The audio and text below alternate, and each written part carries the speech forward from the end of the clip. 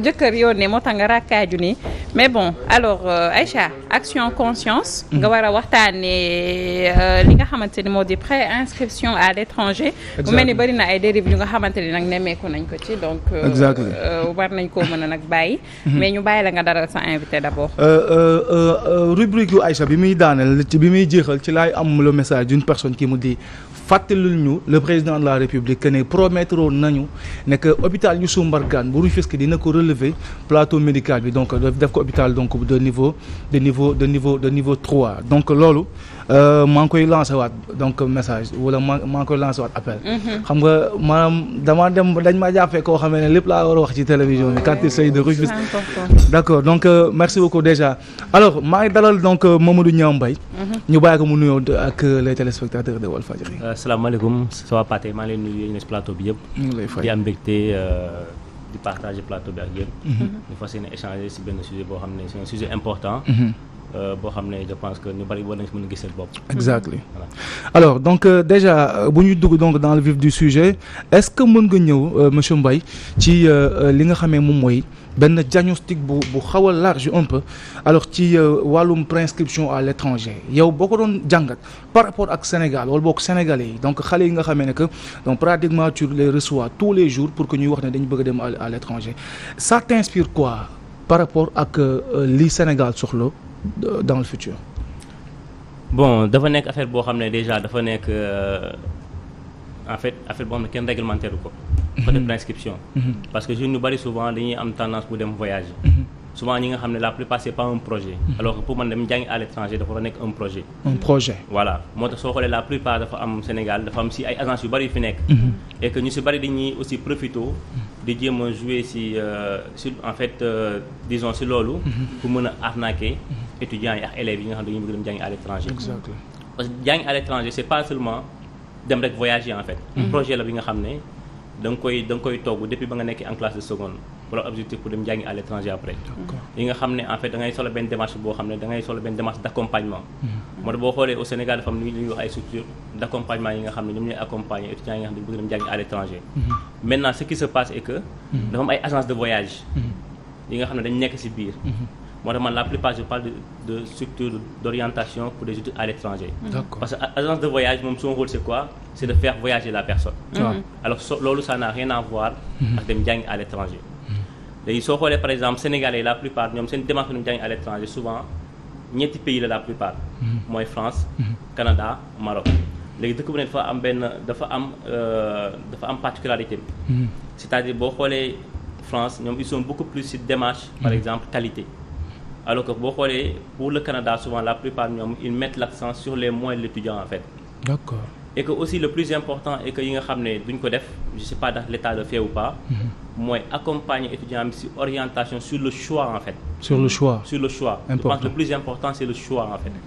Et que da ngay gis élèves yu bari bu nekkee en classe terminale parce que man souvent damay rencontrer élèves yi nekk en classe terminale yu bari yi nga xam ne je leur pose la question. Par exemple quand vous avez le bac qu'est-ce que vous voulez faire? Mais souvent la plupart xamuñu ils savent même pas quoi faire en fait. wala en fait da ngay gis kenn mu ne la non dama bëgg a nekk ingénieur en génie civil. nga ne la moo tax nga bëgg a nekk ingénieur en génie civil mu ne la parce que donc sama oncle wala sama papa ingénieur en génie civil. sans boobu xam ne derrière da am na les qualités. wala da am na le profil pour être ingénieur en génie civil en fait. wala ki nga xam ne ku en fait ñenn ñi ne la non man dama bëgg su ma amee bac ma dem jàngi en France. pourquoi nga dem jàngi France parce que j'aime la France. D'accord c'est-à-dire amul contenu derrière boo xamee ne que moo leen di motiver. Effectivement. D'accord. La plupart amul. am na mais ñi nga xam ne bariwul en fait. bariwul c'est autour de 10% à 20%. D'accord léegi est-ce que mën nga ñëw déjà bon c'est une question qui me vient naturellement c'est-à-dire alors le choix de ces filières le terme choix wax nga ko tout à l'heure. Alors est-ce que dafay impacter ci acceptation dossier wu étudiant bi. ou bien c'est du naturel. En fait loolu laa wax sànq tout à l'heure ba mën a wax les 3 pays yi nga xam ne souvent la plupart les Sénégalais moom la ñuy choisir. mooy France Canada Maroc. bu dee France choix filière bi. ak choix formation bi c'est très important. parce que dafa am benn structure bi nga xam ne moo nekk intermédiaire entre universités yi nekk France. ak élèves yi nekk Sénégal wala étudiants yi nekk France bëgg nañu jàng à l'étranger moom la ñuy wax Campus France. Campus France mais Campus France ñoom ñooy jouer rôle bi nga xam ne ñoom ñooy sélectionner. étudiants yi nga xam ne ils ont le profil. D'accord. Maintenant par exemple je vous donne un exemple. L'année dernière Campus France a fait plus de 30 000 autour de 30 000 dossiers en fait. 30 000 dossiers. 30 000 dossiers en une année. En une année. Et 30 000 dossiers boo xam ne soo xoolee souvent c'est autour de 3 000. 3 500 maximum ñoo si am visa. D'accord. soo xoolee c'est autour de benn 15% wala 20% souvent ñoom ñoo si am la prescription. Parce que étape la en fait. Il y a l'étape de la prescription mooy l'obtention de la prescription. Maintenant soo amee prescription nga doog a def les démarches pour le visa. Maintenant pour def les démarches pour le visa il faut nga am ce qu'on appelle la prescription. Maintenant prescription bi da ngay jaaree par la plateforme de Campus France. Mais da ngay gis élèves yoo xam ne ils ont pas le niveau wala ils ont pas les prérequis ñëw déposer. Mais bu ñu déposer c'est sûr à 100% ils vont jamais avoir la prescription. Jamais. Et si t'as pas la prescription normalement tu ne peux pas déposer le visa. Parce que ñu si bari amuñu démarche pour dem en fait benn projet boo xam ne dañ koy teg pour dem jàngi à l'étranger yi am projet pour voyager. dañuy souvent sa benn parent bu ñëw gisee mu ne la sama doom man kat am naa 3 millions dama bëgg sama doom voyager. wala dama bëgg sama doom dem France. jàng na am na bac. alors que xamuñu nekkul loolu en fait dafa am lu ñuy wax les prérequis. c'est-à-dire pour dem voyager en tant qu'immigré c'est pas pareil. la procédure ak ku dem jàngi. non pas du tout c'est pas la même chose. donc léegi beneen affaire aussi boo xamee ne que il faut qu'on en parle. mooy problème visa yi nga xamee ne que jot nga ko soulever ci sa bureau discours tout à l'heure. muy bëri na ay xale yu nga xamee ne que c'est-à-dire dañuy am bon peut-être entre guillemets je sais pas est-ce que dëgg lay doon ou pas. dañuy respecter procédure maanaam constitution dossier bi. xam nga dossier prescription bi. mais pour obtention visa bi c'est tout un problème. On se dit souvent que ne sax bon ci discours bu populaire wala populiste. dañuy wax ne que non les étrangers ne respectent pas les africains rawatina les sénégalais. Pourquoi est-ce que ñun bu ñu bëggee dem foofu jàng muy jafe et que ñoom bu ñu bëggee ñëw fii nii ne serait-ce que vacances une semaine. c'est facile ba xam nga loolu yow ban gis-gis nga ci am est-ce que faute bi c'est au niveau de ñun sénégalais ak sunu façon de faire. ou bien réalité bi c'est ça. Déjà man damay wax Sénégal moom laa maîtriser mooy. visa pour les étudiants. gis na visa pour les étudiants j'ai toujours l'habitude de le dire c'est pas compliqué. c'est pas difficile. ak coow arnaque yi ñuy wax ak ay. coow arnaque yi ñuy wax yëpp c'est pas du tout compliqué en fait je vous explique un peu. c'est-à-dire pour man mënoo ñëw ne dama yor benn structure pour dama la bëgg a jàppale. pour nga dem jàng ji en France alors que tu n'as jamais été en France. alors que jàngee woo France. d'accord doo maîtriser ce terme. li ma doon wax sànq laay ñëwaat. c'est-à-dire dafa am ay agence de voyage. agence de voyage yu ñuy def mooy dañuy jaay ay billets dañuy def ay réservation de billets. dañuy def ay visa en fait pour les particuliers ainsi de suite. et dañuy am benn service bu ndaw tuddee que maintenant prescription pour yóbbu étudiant dem jàng à l'étranger. léegi si loolu nag si ñu bari si li ñuy laqatu di def arnaque en fait en disant étudiant bi waa dama lay defal visa wala dama lay wutal inscription alors que inscription yëpp du baax. léegi maintenant bu ñu ñëwee ba nga am sa inscription maintenant nga war a déposer visa bu fekkee documents yi nga déposer foofu derrière baaxul. c'est sûr que tu vas jamais avoir le visa. souvent gars yi dañuy joxeñ Campus France. wala ñuy joxeñ France naan non dañuy naax arnaque la ainsi de suite mais y a pas ça. c'est-à-dire ñoom lu ñuy def c'est très simple et c'est très logique. c'est-à-dire quand tu as ton dossier. en tant qu'étudiant nga ñëw tu as un bon dossier da ngay jàll Campus France bu na wax sànq da ngay def entretien ak ñoom. boo defee entretien et que tu as les prérequis ñoom jàllale sa dossier université nekk France. université bu ñu xoolee sa dossier il faut savoir que sélection la en fait Campus France c'est partout dans le monde. c'est-à-dire ñun dañuy choisir aussi par rapport aussi ak ñu nekk dans les autres pays. et que les universités quand ils choisissent ils prennent les meilleurs profils. exactement normal. mais ñun on a la chance que ñun Sénégal boo xoolee on est le premier pays de l'Afrique subsaharienne bi nga xam ne on a beaucoup plus d'étudiants. en France actuellement boo xoolee y a autour de 15 000 étudiants en France. il y a autour de 3 000 à 3 500 étudiants yi nga xam ne dañuy jóge fi dem jàngi foofu noonu en fait. léegi maintenant vu que ñun on est le premier pays parce que ñun suñu jàng. dafa am qualité en fait. par rapport yeneen pays. parce que pour revenir ci man li may def man damay structure boo xam ne damay accompagner étudiants yi dem jàngi à l'étranger. et que man je suis dans 18 pays en Afrique donc xam naa niveau étudiant yëpp. yi nekk dans tous ces pays là. et que Sénégal c'est le premier pays à part ay Maroc yooyu et tout. ñun ñooy le premier pays bi nga xam ne on a le niveau et que étudiant ñun la ñuy gën a choisir même les universités yi nekk en France ñun la ñuy gën a choisir. en Afrique noire quoi. voilà en Afrique noire. d'accord maintenant problème mu visa boobu pour ñëwaat ci mooy. gis nga boo déposer ce dossier au niveau de Campus France. da ngay def entretien. Quand tu fais un entretien maintenant c'est logique qu'on te pose des questions sur ton profil. et même avant nga def entretien bi y a un dossier bi ngay monter. sur le dossier tu vas mettre tes bulletins de notes tu vas mettre ton profil tu vas mettre en fait formation yi nga choisir ak la moitié nga choisir ko.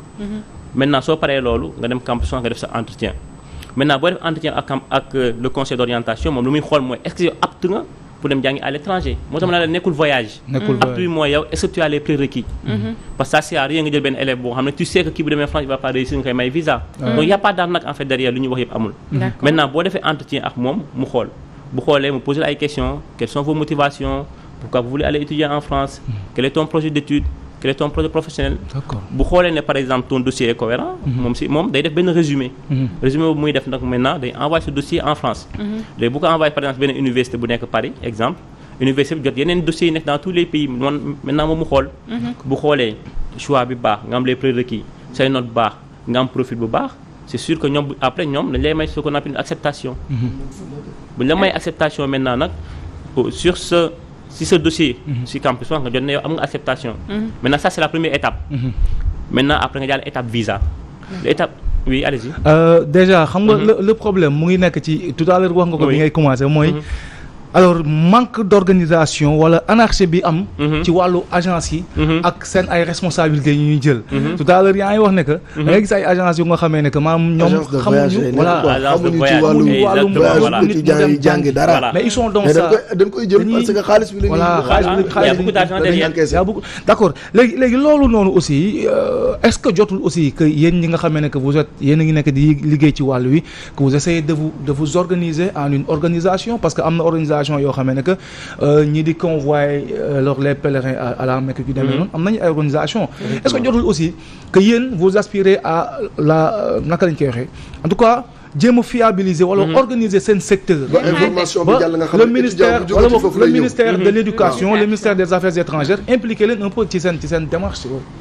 mais malheureusement il y a pas ça parce que c'est pas réglementé. et que c'est pas parce que dama koy wax man je suis la seule structure. qui est seulement spécialisée en orientation pour les études à l'étranger. te Sénégal mën nga xool fii yëpp suñu étude est la seule. ñeneen ñëpp comme ni ma wax tout à l'heure agence de voyage la. am benn service orientation. parce que bu ma ñëwee dama suis spécialisé sur ça. c'est-à-dire quand je venais en 2015. man j'ai lancé la structure en 2015 parce que dama dem jàngi France dama am bac. yaa def ma dem jàngi France.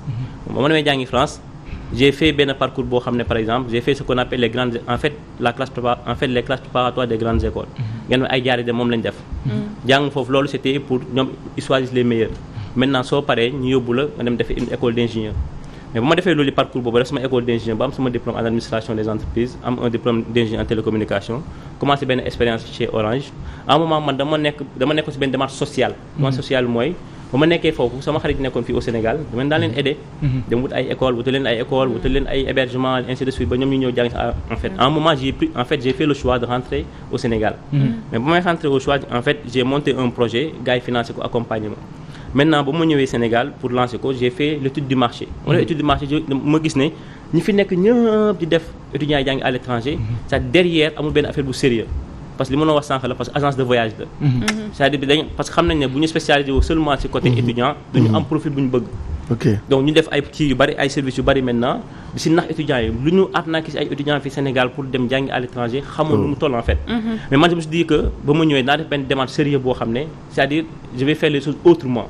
D'accord. En 2015 c'était pas facile j'avais pas beaucoup de clients mais li ma doon def c'était sérieux et que loolu j'ai fait même pas 2 ans 3 ans je suis devenu leader au Sénégal pour accompagner étudiants yi dem jàngi à l'étranger. D'accord mais Pathé il faut ñu xam est-ce que avoir une préinscription demande beaucoup d'argent d'abord.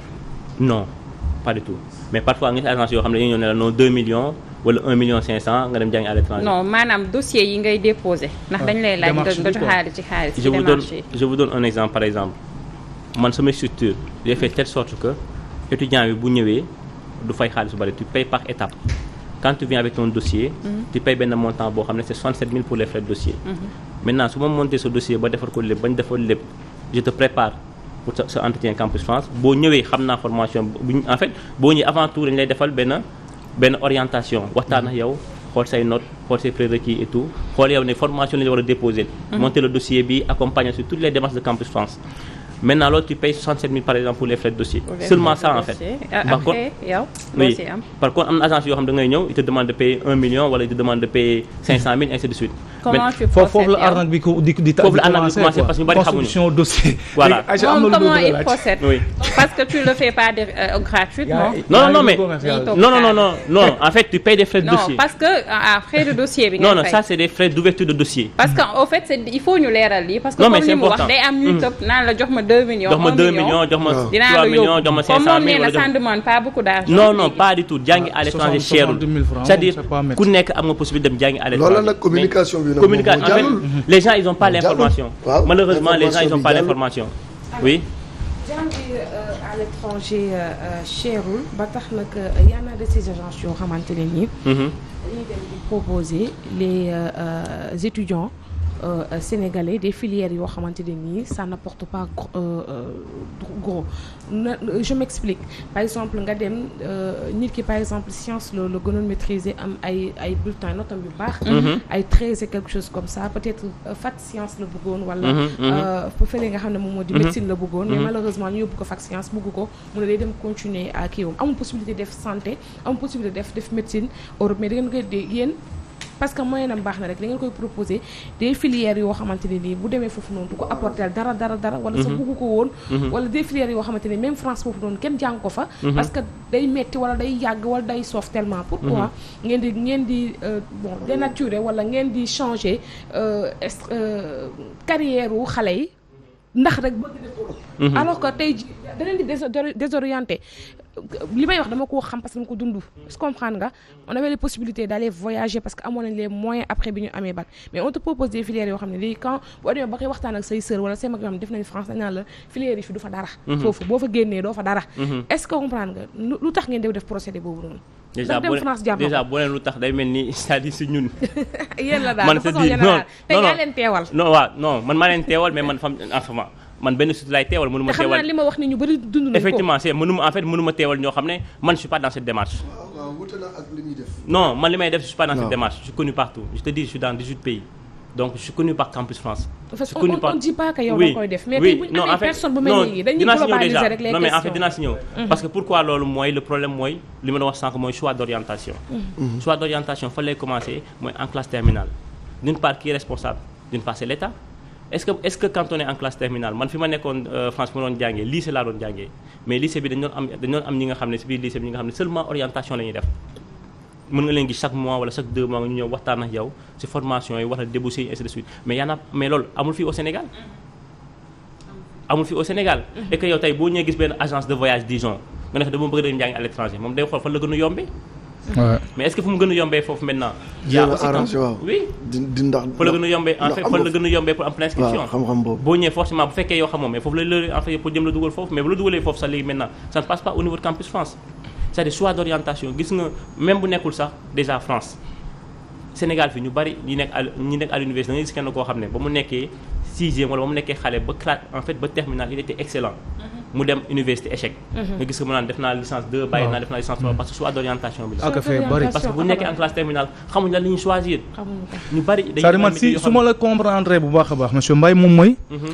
alors waxuma sax ñi war a dem tukki. mais booy yi nga xam ne qui sont en seconde. dès le bas âge maanaam bi ñu nekkee seconde dañ leen war a commencer di préparer.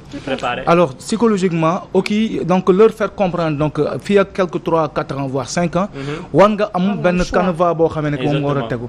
donc loolu aussi ça interpelle automatiquement donc moom mooy la. pour revenir sur ça je vous donne seulement un exemple man j'ai l'habitude de donner cet exemple là. man par exemple tey je peux dire que je suis entrepreneur. tey sama liggéey mooy dama créer structure boo xam ne dafay accompagner étudiants jëm jàngi à l'étranger. Et pourtant man j'ai une formation d'ingénieur en télécommunication. Et pourquoi ma nekk ingénieur en télécommunication parce que ba ma nekkee en classe de seconde j'étais bien dans les matières scientifiques. D'accord. J'ai fait en fait S1 après S2. D'accord. sama benn prof benn jour il parlait d'un de ses élèves qui était excellent. Qui est maintenant en France qui est ingénieur en télécommunication et qui était un de ses meilleurs élèves en fait. Après quand il m'a mu jox ñu ay feuilles nañu loo leen bëgg nekk.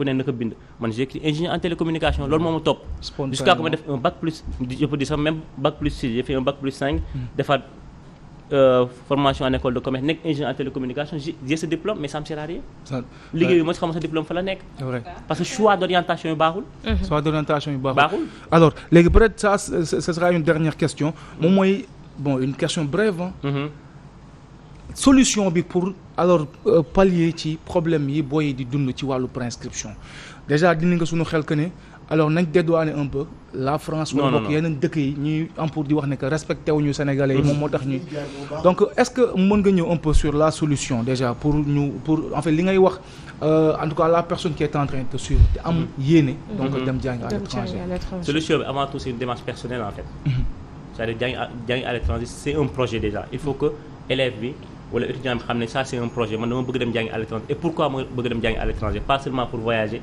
wala pas seulement pour dem France photo ne maa ngi France non démarche personnelle la maintenant démarche personnelle boobu noonu li nekk derrière mooy mën nañ la accompagner mais il faut aller regarder des structures qui sont fiables yi nga xam ne ils peuvent t'accompagner sur l'orientation maintenant par exemple orientation boo amee sa admission ba pare man ce que j'ai fait et que li ma liggéey en 2 ans en 3 ans j'ai fait telle sorte que man sama étudiant mënu am refus visa motif 5 motif 5 refus visa mooy nga am sa admission pare nga dem déposer sa visa ñu ne la say document fiable man j'ai travaillé avec structure ina ay structure yoo xam ne maintenant dañuy liggéey ñi nga xam ne ñoom dañuy liggéey ak waa consulat de telle sorte que ñoom ils te font la prise en charge ils te font l'hébergement yi nga xam ne c'est fiable et que boo déposer sa visa normalement si tu as un bon projet d'étude et que tu as les documents pour déposer ton visa boo déposer tu vas avoir ton visa voilà démarche bi mooy étudiant bi mu nekk benn démarche personnelle bi nga xam ne après moom mooy dem xooli structure fiable yi nga xam ne mën nañ ko accompagner pour mu dem jàngi à l'étranger mais ça n'a rien à voir avec le consulat de la France ça n'a rien à voir avec le consulat en fait du Canada ça n'a rien à voir super alors un dernier mot non en fait dama bëggoon laajte rapidement Aïcha ndax France leen di yónnee quota comme quoi que par exemple 80 étudiants la ñuy jël Sénégal fa la ñuy yem non y a pas de quota dañ koy wax mais y a pas de quota parce que ñu xam naa comment ça se passe à l'intérieur mais y a pas de quota boo amee un bon profil am les documents yi la laaj da nga am visa maintenant boo dee ay faux documents yi tu vas jamais avoir ton visa. est-ce que Italie est-ce que vous avez excusez-moi kañ ngay daaneel li benn moo des est-ce que vous arrive que étudiant ñëw proposer leen dossier mu leen ne kii du dem pare ngeen continuer muy def démarche bi rek. ñun suñu structure quand tu viens avec un dossier que je sais que derrière tu vas pas avoir l'admission du ma jël sa dossier. alors c'est déjà honnête mais Mbaye merci beaucoup. Merci ñu baale nga tàggatoo ak les téléspectateurs. et puis remercier aussi madame Mbaye. ak toute la structure. Aïcha. Merci beaucoup déjà je pense c'était important intéressant aussi. voilà jàllale information pour élèves et étudiants yi mën a xam. c'est vraiment un plaisir de partager ce plateau avec vous. Mouhamed Mbaye Niang wala Mouhamed Niang Mbaye. Mamadou Mbaye mais Niang Mbaye lañ gën a xam. Niang Mbaye. Niang Mbaye lañ gën a xam. Mbaye bee mujj daal. Mbaye bee mujj. yàlla baax. c'est bon. c'est bon alors léegi Salma donc déjà merci beaucoup à Mamadou Niang Mbaye c'est un jeune entrepreneur rufisquois boo xamee ne que bi mu ko xamee léegi c'est yàggul mais il est en train donc d'avoir un travail colossal énorme et excellent donc ci dimension sociale moom laa ko xamee donc il a fait énormément de choses pour la jeunesse rufisquoise te loolu maanaam njukkal la woon ci ñun ñëpp ñoo xamee ne que war a delloo tey jii quand tu vois une personne boo xamee ne que il dafay ñëw mu wax ne que ñun dañ bëgg football mu wax ne toutes les ASC bu ngeen ñëwee donc ma sponsoriser leen jël structure am di leen jox ku nekk 1 million de francs CFA comme sponsor donc c'est pas une mince affaire il a réussi à le faire donc merci beaucoup au nom de tous les Rufisquois au nom de en tout cas fi nga xamee ne que moom mooy suñu fief yàlla na def jàmm ak ndam li ci kanam raw li bët donc yàlla na suñu borom gën a yokk xéwal yi mu ngi noonu donc Aïcha kon on se dit à très vite.